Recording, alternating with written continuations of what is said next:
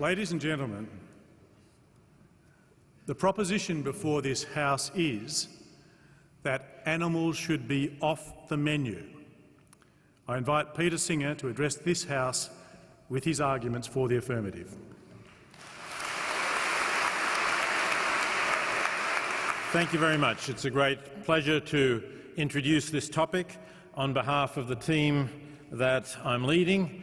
I think we will show you convincingly that animals should be off the menu. We'll do this by ranging through a number of different issues. Briefly, we'll speak about health. We'll speak about the best use of the food we produce. We'll speak about environmental questions. We'll speak, of course, about animal ethics. And we will also, particularly Veronica Ridge, will tell you that with animals off the menu, it doesn't mean that you can't have delicious food to eat. So that is essentially our case, and we are, to echo what Simon Longstaff just said, passionate and committed about this topic. So let me just briefly outline the reasons along these lines, and I will do it roughly in ascending order of importance. In other words, I'll leave the most important, which for me is the ethical argument, to the end. So firstly, health. Really all we need to argue, given the strength of the other points that we have to make, is that we can live a healthy life with animals off the menu. And I think the evidence for that conclusion is overwhelming. There are, of course, a lot of lifelong vegetarians, in fact second and third generation vegetarians, who are ample evidence of that. I'm not one of those myself. I've been a vegetarian for about 40 years, but I certainly find it a satisfactory, healthy diet.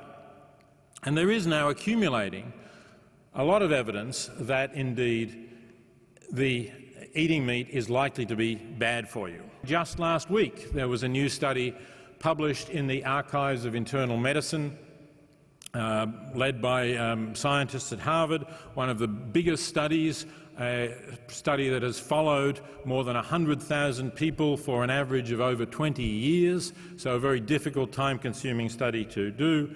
And the headline is particularly focused on red meat, that even small portions of red meat are likely to increase your chances of dying of a variety of causes, including cardiovascular disease and cancer. We've known for a long time that particularly bowel cancer or cancer of the colon and colorectal cancer are associated with red meat consumption. This study showed that it doesn't take a lot of red meat eating in order to increase your chances of dying of these diseases, and red meat consumption also increases your chances of getting diabetes. This was a carefully controlled study, and I think the evidence for that is now pretty conclusive. So, in many respects, people who do have animals off their menu are likely to live healthier and longer lives than those who have animals on their menu. Secondly, food use.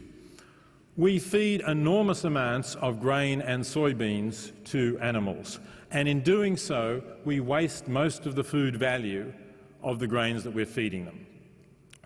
Depending on the species, the animals may return to us somewhere between 1/10 and 1/3 of the food value of the grains and soybeans that we put into them.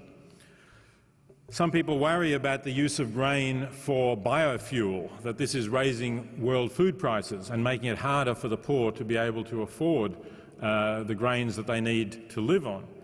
But in fact, the amount of grain and soybeans that is fed to animals is something like 3 to 4 times as much as the grain that is converted to biofuel. So this is a huge problem. We're talking about something like 750 million tonnes of grain plus additional quantities of soybeans being fed to animals each year. You divide that up among the population of the world, it's really enough to feed the world's poor if only we could distribute it properly and get it to them. So we are just wasting vast quantities of food in order to produce the large quantities of animal products which are, generally speaking, at least partly grain-fed. Thirdly, the environmental question. We all know about factory farms which are locally polluting in many ways, producing enormous amounts of manure which are real problems and tend to pollute rivers and waterways. But we're now increasingly aware that animal production is a major factor in climate change. The United Nations Food and Agriculture Organization said it a few years ago in a report called Livestock's Long Shadow, that animal production, livestock production, is a bigger contributor to climate change than all of transport, all of the buses, trucks, trains and cars and aeroplanes. And in fact, I think that's an underestimate, because it doesn't really include the full weight, the full damage that methane does to the environment. Standard studies say that methane is 25 times as damaging to climate change as carbon dioxide. That is if you take it over a century, because methane breaks down more quickly than carbon dioxide. But if you think that we really need to slow climate change, not just in the next century, but in the next 20 years, before we reach what Tim Flannery has called the tipping point, when it gets too late to prevent climate catastrophe, then methane over 20 years is 72 times as damaging to the environment as is carbon dioxide. And animals, particularly ruminant animals, produce large quantities of methane. And it doesn't help if they're on grass. Some people might think that if you have your cattle out on grass, they're not grain-fed, it's environmentally more friendly. Well, as far as climate change is concerned, sadly, and I say sadly because I do think it's a better life for the cattle, but sadly, it's actually worse. Per kilo of beef produced, cattle on grass produce at least 50% more methane than cattle fed grain, because they need more grass, and it's the digestion of the grass by the ruminant system that produces the methane, or digestion by the ruminant system, and it takes more grass, more digestion to produce a kilo of beef. So there is no way of having ecologically sustainable beef unless someone invents something that stops the cattle digestive system producing methane. Beef and other ruminants generally, but beef is certainly the worst offender, are contributing massively to climate change. Finally, let me come to the issue that started me a vegetarian more than 40 years ago. I don't think that we are justified in treating other sentient beings as things for us to use for our pleasure and convenience. And essentially, that is what we do in meat production. We take other sentient beings, we use them in ways that are convenient for us, of which, of course, the factory farm is the most egregious example, confining them, preventing them moving freely, just so that the meat gets a little bit cheaper. And I think that that is an abuse. I think that's a form of speciesism. That is, it's a prejudice against taking seriously the interests of beings that are not members of our species. We, I believe, are ethically obliged to give equal consideration to the interests of all sentient beings. Now, I don't say that that means they have equal rights with us. They obviously don't have the right to vote. They don't have the right to freedom of speech. That doesn't make sense. But given the interests that they have, interest in not feeling pain, interest in satisfying their basic instincts and desires, then I believe that we should give the same weight to them being able to live that kind of life as we would give to our own interests in living a decent life, and that is precisely what commercial meat production never can do. Thank you. Fiona Chambers. A mere 15 species currently account for over 90% of global livestock production. And of these, about 1/3 of cattle, pig, chicken and breeds already are extinct or currently at risk of extinction. To take these animals off the menu would move them from being at risk of extinction to being extinct, and extinction is forever. This would be an ecological and food security disaster. The irony is that in order to save these breeds and species, we do have to eat them, a paradox that exists because of symbiosis. That's an interaction that occurs when different organisms live in close proximity and association together, and typically to mutual advantage.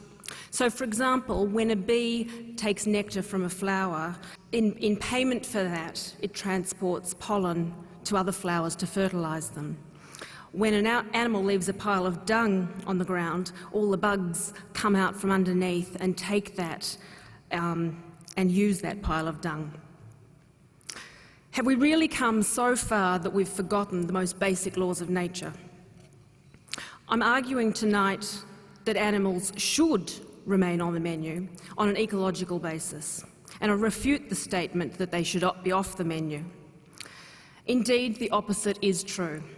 Animals are a fundamental part of agricultural biodiversity and must remain on the menu for two prime reasons.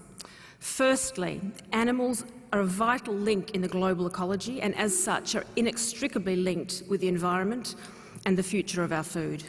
And secondly, because they serve many important social, cultural, as well as biological functions.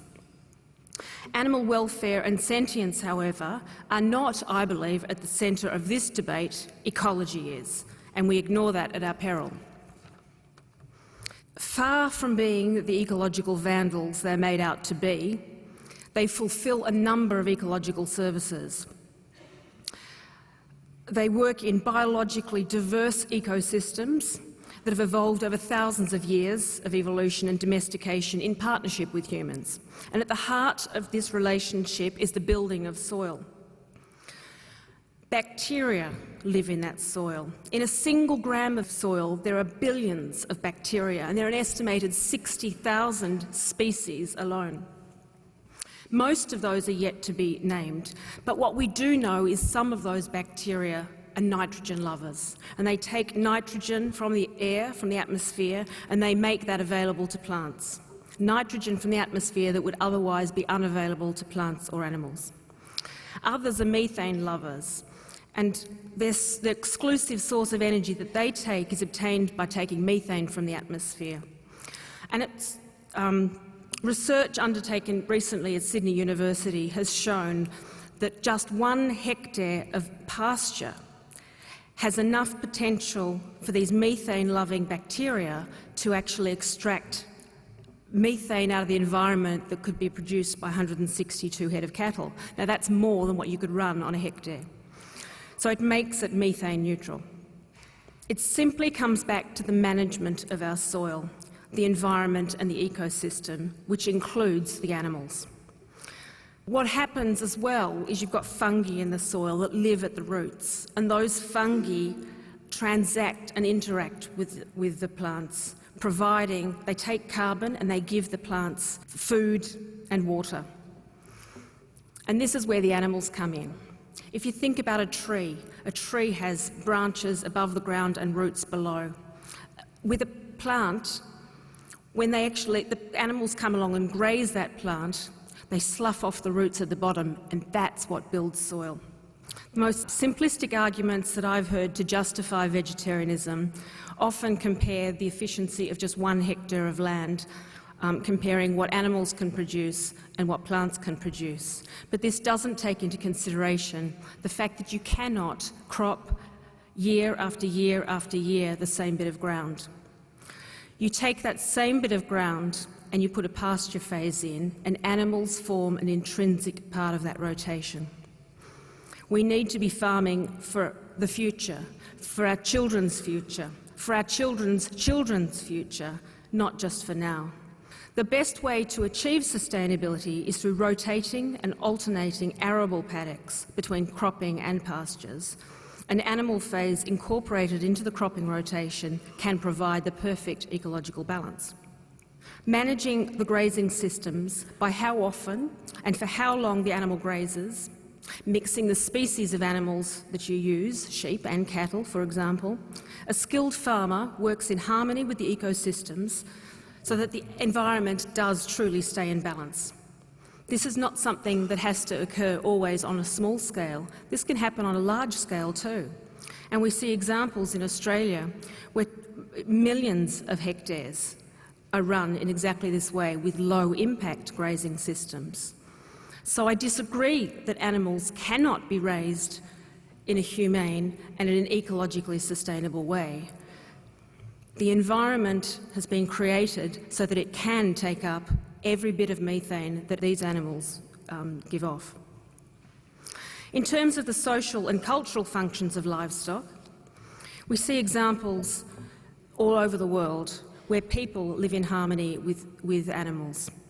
Hmong people in China working in the terraced rice paddies in the northern part of Vietnam or southern part of China, without the buffaloes that they live with to plough these terraced steep terraces for their rice, without the pigs that they eat to support them in these high, remote villages, without ducks and fish to eat the bugs, the mosquito larvae that exist in the rice paddies, without all of these things, these people would not exist and work the land as they do.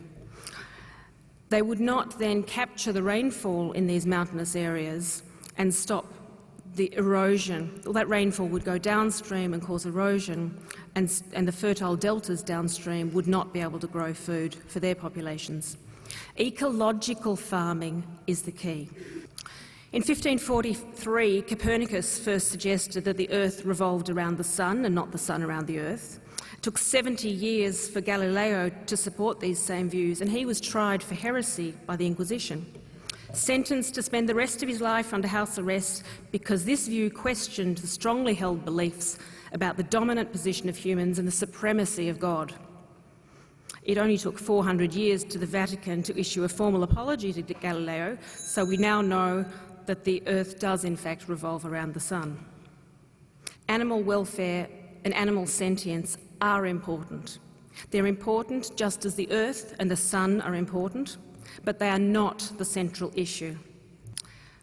Without diminishing at all the importance of this, the highest animal welfare standards alone do not guarantee us ecologically sustainable farming systems, and this must be our highest priority because our future food security depends on it.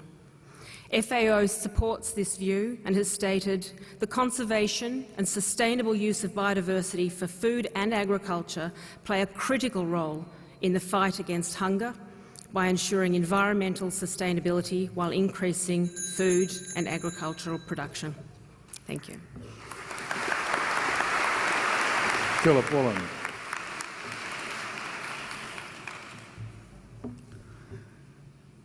King Lear, late at night on the cliffs, asks the blind Earl of Gloucester, "How do you see the world?" And the blind man Gloucester replies, "I see it feelingly. And shouldn't we all? Animals must be off the menu because tonight they are screaming in terror in the slaughterhouses, in crates and in cages, vile, ignoble gulags of despair." You see, I heard the screams of my dying father as his body was ravaged by the cancer that killed him, and I realized I'd heard those screams before. In the slaughterhouse, their eyes stabbed out and their tendons slashed, on the cattle ships to the Middle East, and the dying mother wail as a harpoon explodes in her brain as she calls out to her calf. Their cries were the cries of my father. And I discovered that when we suffer as equals. And in their capacity to suffer, a dog is a pig, is a bear, is a boy. Meat today is the new asbestos, more murderous than tobacco. CO2, methane and nitrous oxide from the livestock industry are killing our oceans with acidic, hypoxic dead zones. 90% of small fish are ground up into pellets to feed to livestock.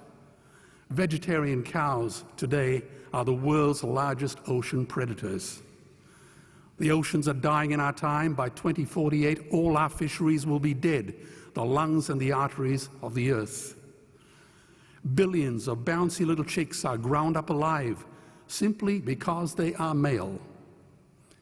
Only 100 billion people have ever lived. 7 billion people live today. And yet we torture and kill 2 billion sentient living beings every week.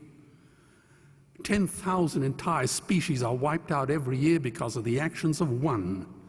And we're now facing the 6th mass extinction in cosmological history.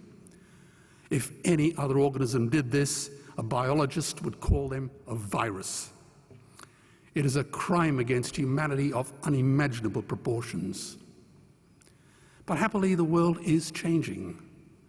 10 years ago, Twitter was a bird sound. www was a stuck keyboard. Cloud was in the sky. 4G was a parking space. Google was a baby's burp. Skype was a typo. And Al-Qaeda was my plumber. Victor Hugo said, "There is nothing more powerful than an idea whose time has come." Well, animal rights today is now the greatest social justice issue since the abolition of slavery. Do you know there are over 600 million vegetarians in this world? And that is bigger than the United States, England, France, Germany, Spain, Italy, Canada, Australia, New Zealand, all put together. If we were one nation, we would be bigger than the 27 nations of the European Union. Can you believe that? And despite this massive demographic footprint, we are still drowned out by the raucous hunt and shoot and killing cartels who believe that violence is the answer when it should not even be a question. Meat kills animals, kills us, and is killing our economies. Medicare has already bankrupted the United States. They will need $8 trillion invested in Treasury bills just to pay the interest, and they have precisely zero. They could shut down every school, Army, Navy, Air Force, Homeland Security, Marines, CIA, and FBI, and they still will not have the money to pay their doctor bills. And our Cornell and Harvard say that the optimum amount of meat in a healthy human diet is precisely zero. Water, as you know, is the new oil. Nations will soon be going to war for it. Underground aquifers that took millions of years to fill are now running dry. It takes 50,000 liters of precious drinking water to make 1 kilo of beef. Today, 1 billion people are hungry. 20 million people will die from malnutrition. Cutting meat by only 10% will feed 100 million people, and eliminating meat will end starvation forever. If everyone ate a Western diet, we would need 2 planet Earths to feed us. We've only got one, and she is dying. Greenhouse gas emissions from livestock is 50% greater than transport, as Peter said. Cars, trains, buses, ships, lorries, the whole lot. And as I travel around the world, I see poor countries who sell their grain to the West while their own children starve in their arms. And the West feeds it to livestock so we can eat a steak? Am I the only one who sees this as a crime? The earth can produce enough food for everyone's need, but not enough for everyone's greed. We are facing the perfect storm. If any nation had developed weapons that could wreak such havoc on the planet, we would launch a preemptive military strike and bomb it back into the Bronze Age. But it's not a rogue state, it's an industry. The good news is we don't have to bomb it. We can just stop buying it. Sir George Bush was wrong. The axis of evil does not run through Iraq, Iran, or North Korea. It runs through our dining tables. Weapons of mass destruction are our knives and forks. Our proposition is the Swiss Army knife of the future. It solves our environmental, water, human health problems and ends cruelty forever. Meat is like the 1 and 2 cent coins. It costs more to make than it's worth. And I come from the bush. Farmers are the ones with the most to gain. Farming won't end, it would boom. Only the product line will change. Governments will love us. New industries would emerge and flourish. Health insurance premiums would plummet. Hospital waiting lists would disappear. Hell, we'd be so healthy, we'd have to shoot someone just to start a cemetery. So tonight I have two challenges for the opposition, two challenges. Meat causes a wide range of cancers and heart disease. Would they name one disease caused by a vegetarian diet? And two, I'm funding the Earthlings trilogy. If the opposition is so sure of their ground, I challenge them to send a copy of the Earthlings DVD to all their colleagues and all their customers. Go on, I dare you.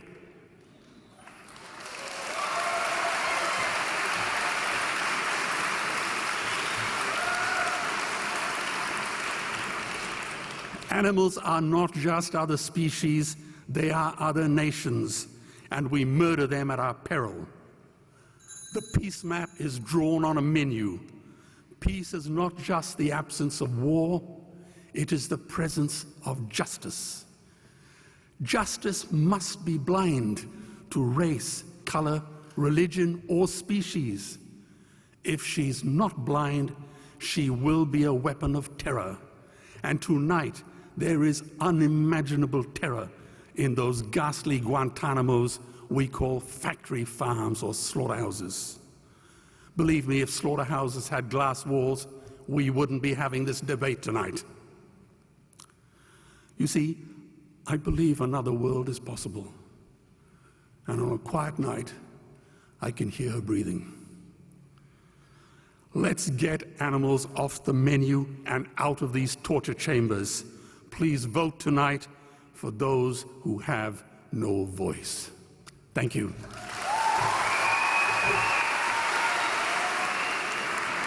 Bruce McGregor.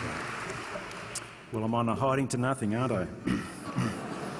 But being a St Kilda supporter doesn't really matter.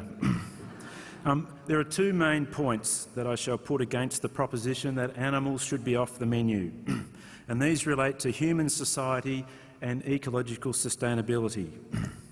It's easy for us all to go and visit places where there are people who have animals on the menu, and if you're in any doubt, just pick up a Wheeler production called the Lonely Planet Guides. And in the Lonely Planet Guides you'll find directions to find Mongolian pastoralists who milk goats and horses, people in the Andes who use llamas to carry their goods, Tajik women who cook bread on fires fueled by dung, and Japanese and Chinese fishers who use cormorants to catch their fish to feed their families every day. Arguing that animals should be off the menu threatens the food security and livelihood of at least 2 billion people. In relation to human societies, there are 3 points which I wish to make. Firstly, taking animals from the menu will actually remove a vast amount of not only meat, but also milk and milk products such as yogurt and cheese, often essential items in the diets of vegetarians. You may ask, how is this possible when the animals don't have to be killed to produce meat? You need to remember an important thing. Half of the progeny are male, which do not produce any milk. And for efficient milk production systems, most males are grown to a suitable size and sold or used for meat, and only a very few are kept for breeding. The problem is that if you keep all the males and unproductive females, you'll have a huge waste of feed resources, and over time there'll be a steadily declining production of milk or whatever the product you're concerned is per area of land or feed resources. The second issue is that the affirmative position implies that many humanitarian organisations are misguided and morally wrong, and so clearly are the people who support them. Organisations such as the Australian-based Oxfam and the United Nations Food and Agriculture Organisation have advocated for years that to improve human welfare, we need to improve animal farming practices across the developing world. For example, the US-based Heifer Project International has run their Women in Livestock Development program for more than 20 years. Why have they done this? They've done it because women told them that they wanted healthy children in a healthy environment. They were sick of living in places covered in dust storms. Women told them that they wanted animals, and to do this, the Wild Women program provides them with animals and training. The women build up their herds and provide milk and meat for their children, and they generate income by selling their surplus. Without the use of animals for meat, there would be many more people trapped in poverty, and I'll explain that further as we go. The third point is that animals are also very important in many traditional economies, as they are used as a bank and represent people's families' wealth and inheritance. This is underwritten by the value of the animal as meat. Livestock such as chickens, rabbits and goats are sold when these people need cash for cash transactions.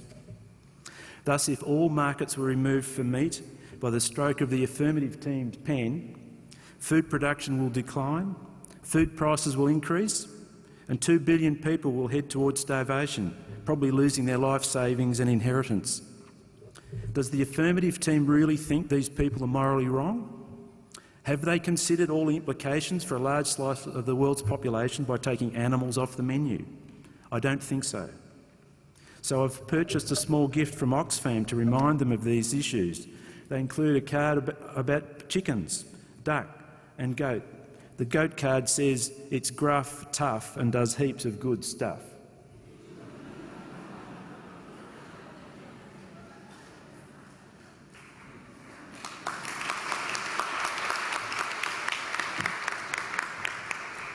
Now, the relevance of that is related to the three ecological points I wish to make.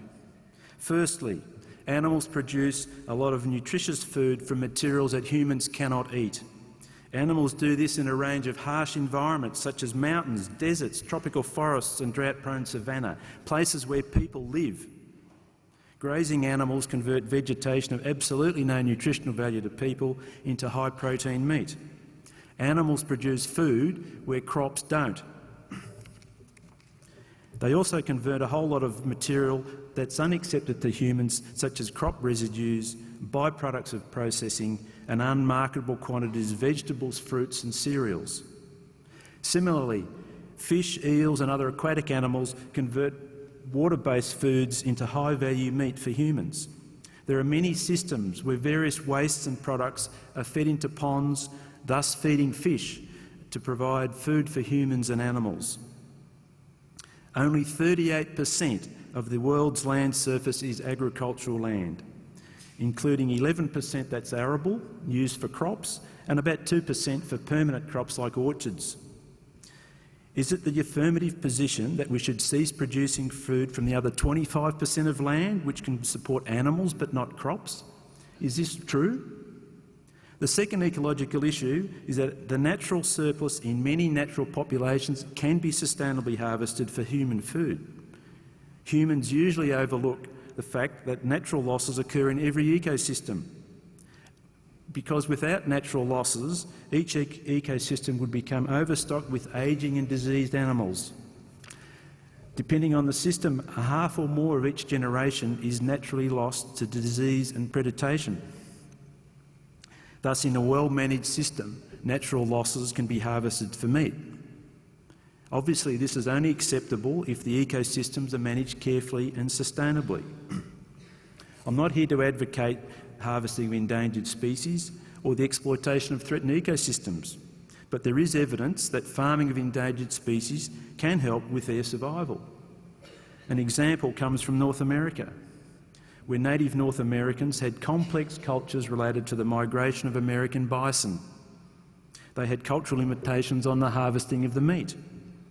Unfortunately, the American bison almost became extinct courtesy of the land wars that were waged against native North Americans.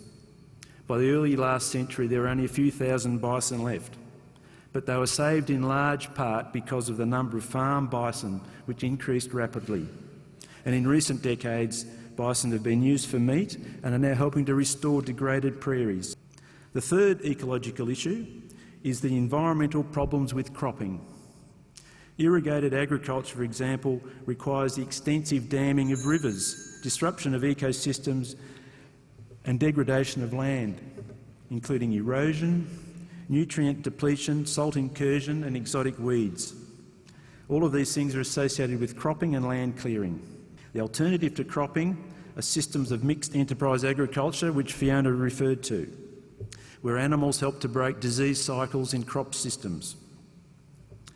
The effects of climate change over the next 40 years is predicted to reduce crop yields between 10 and 20% through the tropics and subtropics, and increase the amount of marginal land for cropping. There will be little alternative to the people who live there but to use this marginal cropping land for sustainable animal production. There is much to learn about these systems. The profession I belong to aims to improve the husbandry of animals and the management of production systems. Research is making these industries better. However, the investment into scientific research on a global scale is declining every year. Without appropriate investment, there will be little further development. Thank you very much. Veronica Ridge. Last month, at a slick food and design event in Milan, the world's top chef René Redzepi from Denmark excitedly unveiled his newest Epicurean discovery. It was simple enough, an innocuous-looking pine frond gleaned from the forests of Scandinavia, apparently with a citrus tang to die for. René enthused, the flavour is like thousands of grapefruits. He told those gathered at the chef-in called Identità Milano, we did high fives for a day in the kitchen when we found that. Now, I'm not suggesting that we should all follow a diet of Danish pine fronds, juniper berries, and mosses and lichens that Redzepi forages from the forest floor. And yes, Redzepi also serves meat, some of it on the extreme side. There's poached deer, whale penis, and you can choose to devour a live wriggling shrimp in brown butter if you so desire. The point I'm making is that at the world's top restaurant today, you can have a wonderfully entertaining, inventive and delicious meal made for you without slaughter. There has been a revolution in vegetarian and vegan cooking and eating in the past decade. A new generation of cooks are using vegetables, spices, nuts, seeds in incredible ways. Gone are the mung beans and bland wholemeal pies that accompanied the whiff of 1970s hippiedom. In fact, much of the pleasure and excitement in eating today is this new wave of vegetarian and vegan food that follows an ingredient-led locavore agenda. Let me share a dish with you from a distinguished European vegetarian restaurant, the Café Paradiso in Cork, Ireland. Creamy feta, pistachio and couscous cakes with sweet and hot pepper jam, citrus greens, coriander yogurt and spiced chickpeas. Vegetarian degustations you can get here at Jacques Raymond, Vue de Monde, the Royal Mail at Dunkeld, at the Lake House at Dalesford are among the finest that you will find anywhere. Jacques Raymond's latest vegetarian degustation menu has 9 courses that build in texture, richness, flavour and drama as each is served. The final savoury dish in the lineup is a warm terrine created using lightly steamed Nicola potatoes, layered with aged Comté cheese, and then seared to a golden crispness top and bottom. It's paired with crunchy tempura enoki mushrooms, a clean green sage and nettle puree, sharp poached nectarine for contrast, and there's a lovely hit of wasabi from granules that are a bit like sand, using a molecular gastronomy cooking technique. No amount of beef, lamb, chicken or fish could improve these meals. The same goes for vegetarian and vegan food from Melbourne's ethnic cuisines: Indian, Lebanese, Japanese, Mexican, all cultures that celebrate delicious and healthy animal protein-free dishes, and they have shown us how to do it. Recipes. The most innovative vegetarian recipes today are from the food writer Yotam Ottolenghi, who pens a column in The Guardian called New Vegetarian. Ottolenghi sets out, he says, to create fireworks with vegetables using noisy ingredients: lemon, pomegranate, garlic, chilli, A little tip for a Sunday brunch, here's green pancakes, lime butter and a couple of glasses of Prosecco. Google his recipes, you'll be amazed. Meat alternatives? New York Times columnist Mark Bittman recently did a blind taste test comparing chicken and fake chicken made from plants. He couldn't tell the difference, using the criteria taste, texture and chewiness. Bittman wrote, "Would I rather eat cruelly raised, polluting, unhealthful chicken, or a plant product that's nutritionally similar or superior, good enough to fool me and requires no antibiotics, cutting off of heads and other nasty things?" Whole Foods in the United States will be selling it soon at a price cheaper than the chicken that made it on the supermarket shelf after a miserable 6-week existence. These people are showing us the way forward. In 2012, you can be a happily satisfied Epicurean and have ethics. There's even a word for it, an Ethicurian. History's great thinkers who advocated a vegetarian diet are too long to list here, but their theories covered religious, spiritual, philosophical, social health, environmental themes. But one of the most moving arguments was put forward by 18th century English philosopher Jeremy Bentham, who said the question regarding animals is not, can they reason, nor can they talk, but can they suffer?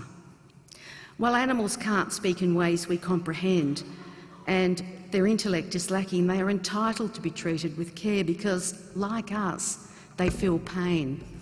The fact that they can't put their suffering into words is no excuse for ignoring it.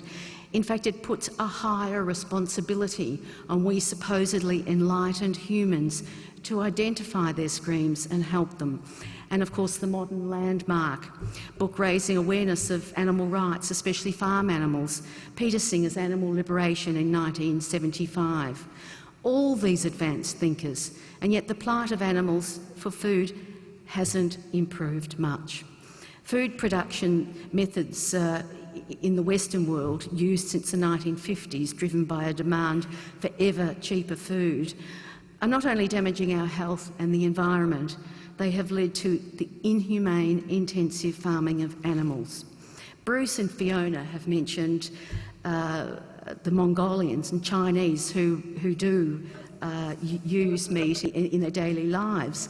But in fact, we are defending that animals should be off the menu here. We have the choices. Some people don't.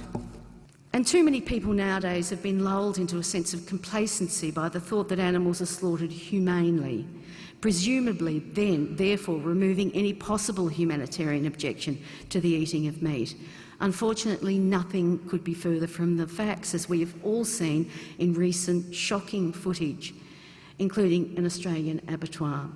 There is no such thing as humane slaughter, and there is a glaring double standard between the way we treat our pets with care and respect and not the animals we eat. Melbourne University academic Siobhan O'Sullivan argues in a new book that the key to understanding this is out of sight, out of mind. The more visible an animal is within the community, the more likely we are to treat it with kindness and respect. O'Sullivan points out that animal welfare laws for hens in petting zoos that teach children about caring for animals are more comprehensive than laws for broiler hens raised for meat. Sadly, lab and meat animals are out of the public view, and industrialised agriculture perpetuates concealment at almost every level of production. I conclude that the avoidance of pain and suffering of any living being should be the main consideration when making culinary choices. This is the number one imperative for all human beings and should be the guiding premise when choosing what to eat. I don't see an argument to counter this on the basis that you can eat brilliantly without slaughtering animals. Thank you. Adrian Richardson. Thank you very much. I love meat. I love cooking meat, I love eating meat, and I love serving meat to other people. If it's got a pulse, I can cook it. And there are plenty of people here tonight that have eaten my moist, juicy, tender beef. If you haven't, you can always pop down to my restaurant, La Luna Bistro. Just tell them Adrian sent you. Well, we did an audience survey earlier on tonight, and the results showed that 78% of the people here tonight have eaten meat in the last 6 months. So I think that I can speak for the majority of people here that it'll be over our cold, dead bodies if you take meat or animals off the menu. It would be un-Australian. We, of course, are the country that invented the BYO meat barbecue. We are meat eaters, carnivores. We are so close to our mammoth hunting, savage ancestors that it's not funny. It's in our nature, it's natural. Imagine the days of roasting wild boar over hot coals underneath the stars. That was us, people. And if you have any doubt as to how close we are to our ancestors, you just have to go to any AFL website. Just click on any link. Collingwood's got a good one. Now for the other 22%, the vegetarians, the non-meat eaters, and their friends, the vegans. I can see you almost bracing yourself, thinking I'm going to take a swipe. Well, that's not happening tonight. I have a confession to make in front of all of you. I'm actually half vegetarian. Well, half of my family are vegetarian, Dad's side. My grandparents, Peter and Kathleen Richardson, brought my father and 9 of his siblings up to be staunch vegetarians. They believed that life is sacred. And I agree. I think that vegetarianism and the act of not eating the flesh of another beast is a most noble cause. They made that choice, they believed in that choice, and for that I have always had a great deal of respect for them. But it all comes down to choice. If you don't eat meat, great, bully to you. But if you do eat meat, which most of the world's population do, it's how you choose that meat. That's important, and that's what this debate should be about. Now, I'll just clarify my half-vegetarian bit. For the first 2.5 years, I was a vegetarian. That was Dad's choice. I didn't eat any meat. But that all ended one Sunday afternoon. I was sitting on my grandmother's knee, my nonna, my Italian part of the family. They ate meat, and a chicken wing magically appeared.